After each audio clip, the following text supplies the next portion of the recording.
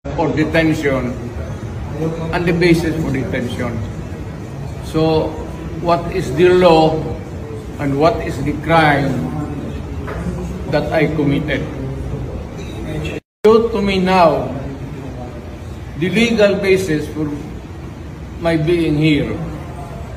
As apparently I was brought here not of my own volition.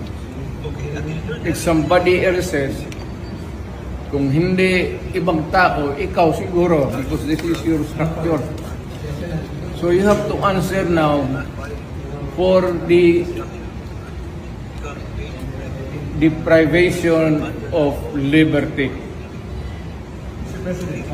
Kung general naman kayo, alam mo ba na hindi man lang siya na-serve kung anong kaso kung sinacharge sa kanya ngayon? Hindi niya alam. No? Kahit na PI man lang. Alam mo, ang charge sa kanya nasa dyaryo na. And then, hindi pa kayo na ano na ganito ginagawa natin. Sumusunod tayo sa isang entity na hindi na tayo member. Nag-withdraw na tayo. And yet, sir, you are the Prosecutor General. Yes. You know how to exercise due process. Before you can even file charges, you have to file a complaint.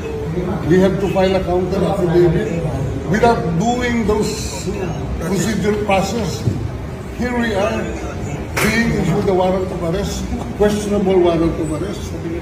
Ano naman to, sir? Sir. There's naman doon blooper, puro pagdating sa trial dyan, tatawagin kita sa witness stand. Sabihin ko, you're the person who arrested me. May I know the reason why? Have you read the documents? Or at least, have you read the case at that time when you made the arrest?